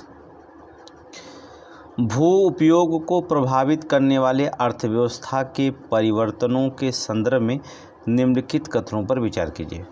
भू उपयोग को प्रभावित करने वाले अर्थव्यवस्था के जो परिवर्तनों के, ठीक है, भू उपयोग याद रखना, कौन सा? भू उपयोग प्रभावित करने वाले अर्थव्यवस्था के परिवर्तनों के संदर्भ में निम्नलिखित कथनों पर विचार करें। चलिए विचार करते हैं। अर्थव्यवस्था का आकार समय के साथ बढ़ता है। सही है। अर्थव्यवस्था का आकार क्या करेगा? समय के साथ ही बढ़ेगा। समय के साथ अर्थव्यवस्था की संरचना में बदलाव होता है। दूसरा भी सही है, ठीक है। समय के साथ कृषि क्रियाकलापों का अर्थव्यवस्था में योगदान कम होता जाता है। भूमि पर कृषि क्रियाकलाप का दबाव भी कम नहीं होता है। भूमि पर कृषि क्रियाकलापों का दबाव जो होता है कम नहीं होता है। ये भी सही है, तीनों कथन सही कह रहा। अब हम इस पर कैसे विचार करेंगे, व्याख्या देखते हैं, ठीक है। तीनों कथन सही है, तीनों कथन सही। ऑप्शन मार दीजिएगा, 1 2 3 सही। अब देखिए, भू राजस्व का आकार समय के साथ बढ़ता है, जो बढ़ती जनसंख्या के बदलते आय स्तर, उपलब्ध प्रौद्योगिकी और इसी से मिलते जुलते कारकों पर निर्भर होता है। दूसरी चीज़, परिणाम स्वरूप समय के साथ भूमि पर दबाव बढ़ता है और सीमांत भूमि का उपयोग भी लाया जा सकता है। सीमांत भूमि को भी जो था उपयोग में लाया जाता है, याद रखिएगा। अब आप समझ लीजिए, भूमि पर दबाव बढ़ेगा तो सीमांत भूमि को उपयोग में लाया जाएगा कि नहीं लाया जाएगा? लाया जा सकता है, ठीक है। दूसरा देखेंगे, आगे देखेंगे नेक्स्ट। इसमें समय के साथ अर्थव्यवस्था की संरचना में बदलाव होता, अर्थात द्वितीयक तृतीयक सेक्टर में जो होता प्राथमिक सेक्टर की अपेक्षा अधिक तीव्र से वृद्धि होती है, ठीक है। ये तो सही है। प्राथमिक द्वितीयक तृतीयक सेक्टर में जो होता प्राथमिक क्षेत्र की अपेक्षा अधिक वृद्धि देखी गई है, तीव्र वृद्धि होती है, ये तो सही है। समय के साथ कृषि क्रियाकलापों के अर्थव्यवस्था में योगदान कम होता है। भूमि पर कृषि क्रियाकलाप का दबाव कम नहीं होता है, ठीक है। समय के साथ जो होता है कृषि क्रियाकलाप में अर्थव्यवस्था का योगदान धीरे धीरे कम हुआ कि नहीं हुआ? क्योंकि भूमि पर कृषि क्रियाकलाप दबाव कम हुआ है, नहीं हुआ, ये नहीं हुआ, ठीक है। तो ये रीजन माना जाता है। आगे चलेंगे, बहुत मोस्ट इम्पोर्टेंट है, बहुत इम्पोर्टेंट क्वेश्चन है। इसमें देखेंगे, ये क्वेश्चन आएगा 100%। गैर कृषि कार्यों में प्रयुक्त भूमि में वृद्धि होने के कारणों के संदर्भ में निम्नलिखित कथनों पर विचार कीजिए। गैर कृषि कार्यों में, कहाँ पर? गैर कृषि कार्यों में प्रयुक्त भूमि में वृद्धि होने के कारणों के संदर्भ में विचार करिएगा। अर्थव्यवस्था की निर्भरता, सही है। अर्थव्यवस्था की निर्भरता, गैर कृषि कार्य में प्रयुक्त भूमि में वृद्धि होने के कारण क्या होगा? कि अर्थव्यवस्था पर निर्भरता होगी, अर्थव्यवस्था की निर्भरता होगी, सही है। औद्योगिक और सेवा सेक्टरों का विस्तार, सही है। और अवसंरचना संबंधी विस्तार, ये भी सही है। गाँव व शहरों में बस्तियों के अंतर्गत क्षेत्रफल में विस्तार, सही है। गांव शहरों में जो होता है बस्तियों के अंतर्गत जो होता है क्षेत्रफल में विस्तार का विस्तार हो, सही है। और भी लिख सकते हैं, गैर कृषि कार्यों में प्रयुक्त भूमि का प्रसार किसी योग्य परंतु व्यर्थ भूमि या कृषि भूमि की हानि पर हुआ है, ये भी याद रखिएगा। तो ये सभी के सभी जो होते विचार जो होते सही है। आगे देखेंगे, अच्छा है तो ऑप्शन नंबर डी। आगे चले, निम्नलिखित में से कौन सी भूमि के क्षेत्र में वृद्धि हुई है? निम्नलिखित में से कौन सी भूमि के क्षेत्र में वृद्धि हुई है? बंजर भूमि, कृषि योग्य व्यर्थ भूमि, चारागाह भूमि, गैर कृषि कार्यों में प्रयुक्त भूमि। भूमि के क्षेत्र में वृद्धि कौन हुई है? अर्थात गैर कृषि कार्यों में प्रयुक्त भूमि, ठीक है। यहाँ पर भी देख सकते हैं क्वेश्चन, गैर कृषि कार्यों में जो होता देखेंगे, गैर कृषि कार्यों में प्रयुक्त भूमि हो जाएगा। चलिए थोड़ा सा देख लेते हैं इसमें। गैर कृषि कार्यों में प्रयुक्त भूमि, बंजर भूमि, कृषि योग्य व्यर्थ भूमि, चारागाह, फसलों के अंतर्गत के क्षेत्र, प्रतिभूमि, 4 भू उपयोग संवर्ग जिनमें क्षेत्रीय अनुपात में गिरावट आई है। गैर कृषि कार्यों में प्रयुक्त भूमि में जो होता अनुपात में जो होता क्या हुई, वृद्धि देखने को मिली है। आगे चलें,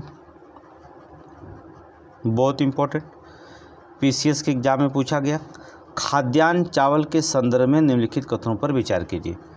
पीसीएस के एग्जाम में पूछा गया है, खाद्यान्न चावल के संदर्भ में निम्नलिखित कथनों पर विचार कीजिए। यह एक उष्णकटिबंधीय फसल है, क्या सही है? चावल एक उष्णकटिबंधीय फसल है, सही है। इस बार पूछा जाएगा, पश्चिम बंगाल में वर्ष में बोई जाने वाली चावल की 3 फसलों के नाम अमन, औस, बोरो है, सही है। ठीक है, ये भी सही है। पश्चिम बंगाल में वर्ष में बोई जाने वाली चावल की 3 फसलें बोई जाती है, कौन कौन है? अमन, औस, बोरो। बहुत इंपॉर्टेंट क्वेश्चन। ठीक है, भारत के लगभग आधे भाग में चावल बोया जाता है, एक सही एक गलत है। एनसीईआरटी पूछा गया था, आधे भाग में चावल बोया जाता है, नहीं, गलत है। ठीक है, भारत में विश्व में लगभग जो होता 20% दूसरा प्रमुख उत्पादन माना जाता है और 20 से 22% चावल उत्पादन करता है पूरे विश्व में, ये भी याद रखिएगा। तो पहला तो दूसरा सही है, तीसरा गलत है, तो केवल 2 कथन सही। लेकिन इसकी व्याख्या देखेंगे ज़रूर, क्योंकि ये पीसीएस एग्जाम में पूछा गया है, पीसीएस में पूछा गया है। अब आरओ में पूछा जाएगा, कुछ क्वेश्चन 7 से 8 क्वेश्चन रिपीट करते हैं। तो यहाँ पर जो होता है चावल की फसलें जो होता है इसमें बुआएंगे, जिससे चावल से किसी के संबंधित क्वेश्चन पूछे जाएंगे। तो यहाँ पर जो होता है क्वेश्चन को रिपीट किया जाएगा। तो यहाँ पर हम रिपीट करते क्या, व्याख्या जरूर पढ़ेंगे। चलिए व्याख्या पढ़ते हैं। चावल एक उष्णकटिबंधीय फसल है। भारत में लगभग 1/4 भाग पर चावल बोया जाता है। कितना? 1/4, याद रखिएगा, 1/4। और वहाँ क्वेश्चन में कितना दिखा था? आधा भाग दिया था, आधे भाग पे नहीं, 1/4 पर चावल बोया जाता है। ठीक है, खाद्यान्नों के संदर्भ में भारत लगभग 45% भाग पर चावल बोया जाता है, सही है।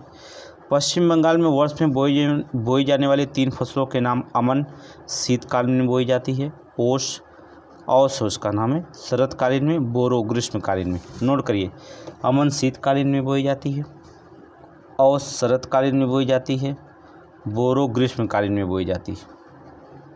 ठीक है, चावल की 3000 से अधिक किस्में पाई जाती। कितना? 3000 से भी अधिक किस्में जो होता है चावल की यहाँ पर पाई जा रही हैं, याद रखिए।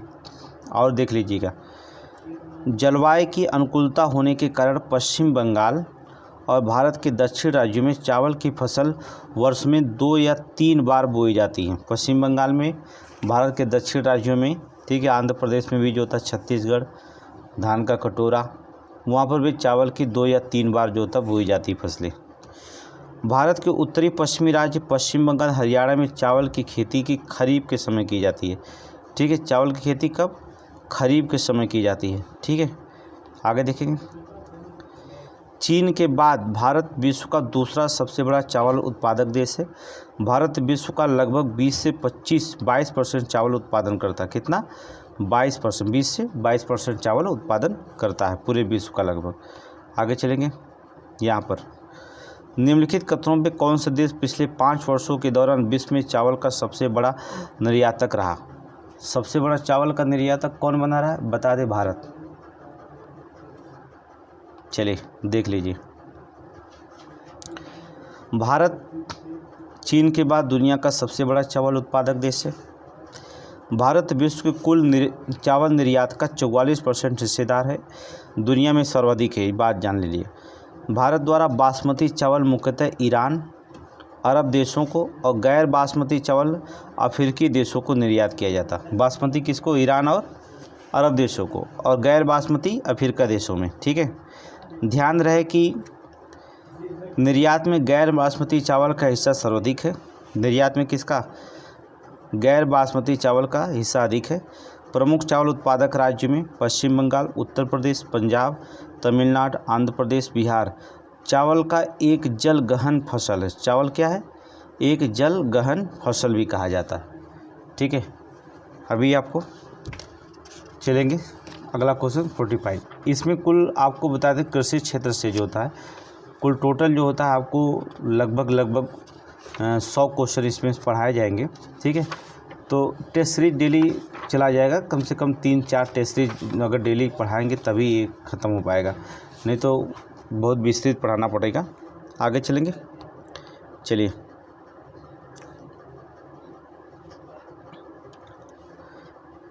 कह रहा जायद की प्रमुख फसलें वनस्पति, सब्जियां, चावल, चारा फसलें होती हैं जायद की फसलों में। क्या सही है? सही है, सही है, ठीक है। जायद की फसलें में रबी की फसलें अक्टूबर से नवंबर में बोया जाता है और मार्च अप्रैल में काटा जाता है। सही है, दोनों सही है। अगर आप नहीं जानते हैं तो आप देख लीजिए, आपको दोनों कथन सही है। फसलें नहीं बोना जानते तो फिर देख लीजिए, आपको यहाँ पर हम आपको दिखा दे रहे हैं, कोई दिक्कत नहीं है। देखिए अभी यहाँ से क्वेश्चन तो पूछा जाता है, इसमें कोई शक तो है नहीं आरओ में क्वेश्चन यहाँ से ना पूछा जाए, ठीक है। यहाँ से क्वेश्चन पूछा ही जाता है। रबी की फसलें अक्टूबर नवंबर में बोई जाती हैं, मार्च अप्रैल में काटी जाती हैं। गेहूँ, जौ, चना, सरसों, तारामीरा आदि। अब देखिए चावल ये अभी हमने बताया कि कई प्रजातियां होती हैं जो चावल के तीनों प्रजातियों में बोई जाती हैं, तो ठीक है। रबी के, खरीफ के, जायद के, अभी हमने तीनों प्रजातियों को बताया कि अमन जो होता शीतकालीन में बोई जाती है और शरतकालीन में, बोरो ग्रीष्मकालीन में। तो चावल जो होता है सभी में जो होता है बोया जा सकता है, ठीक है। खरीफ की फसलें जून जुलाई से सितंबर अक्टूबर तक कटी जाती हैं, बाजरा, जौ, मोठ, मूंग आदि, ठीक है। जायद की फसलें मार्च अप्रैल में बोई जाती हैं, जून जुलाई में कटी जाती हैं, जैसे चावल, सब्जियां, तरबूज, खरबूजा, खीरा, चारा आदि जो होती बोई जाती हैं। हो गया, समझ में आ गया? चलिए ठीक है।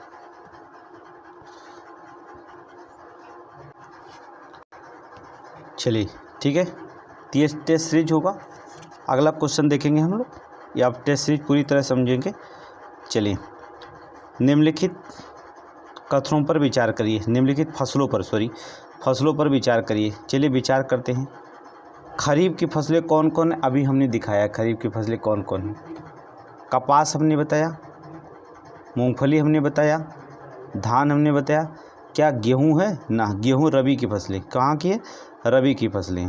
गेहूं किसकी है? रबी की फसलें। खरीफ की फसलें तो है नहीं।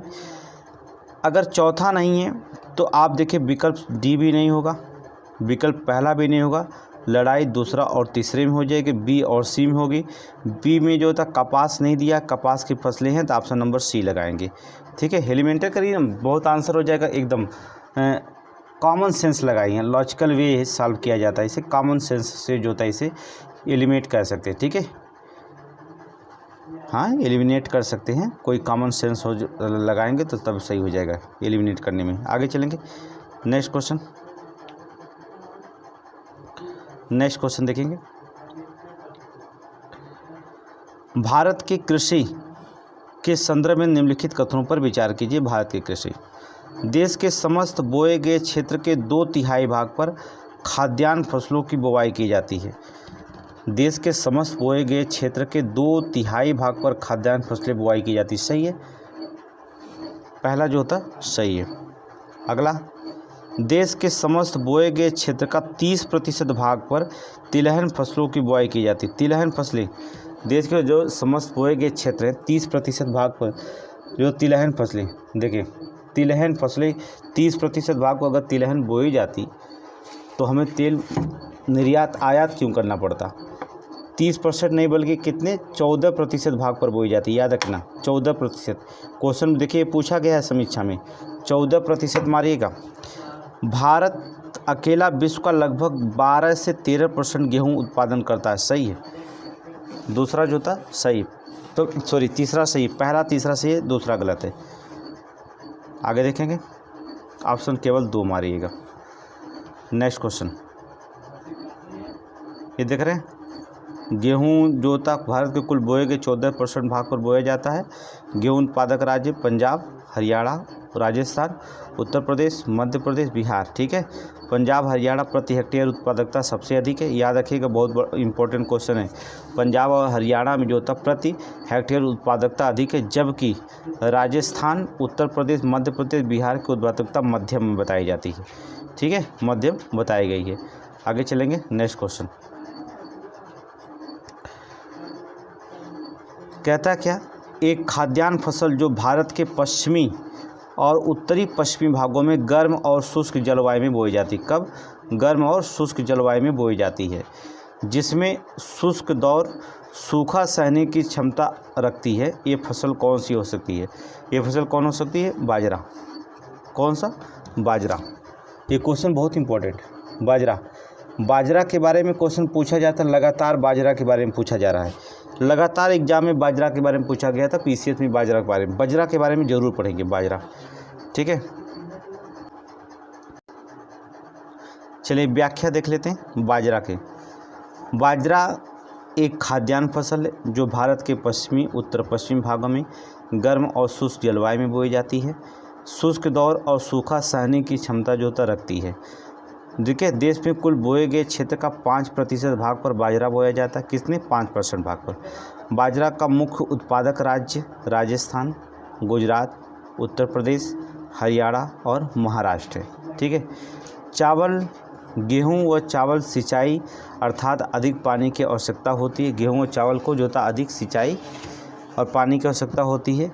ज्वार अर्ध शुष्क जलवायु में बोई जाती है। ज्वार जो तक कब? अर्ध शुष्क जलवायु में बोई जाती है। भारत में ज्वार का मुख्य उत्पादक राज्य कौन है? महाराष्ट्र। कई बार क्वेश्चन पूछा गया, भारत में ज्वार का मुख्य उत्पादक राज्य कौन है? महाराष्ट्र है, जो अकेला भारत के लगभग 50% से अधिक ज्वार उत्पादन करता है। महाराष्ट्र के अलावा ज्वार उत्पादक राज्य कर्नाटक, मध्य प्रदेश, आंध्र प्रदेश, तेलंगाना।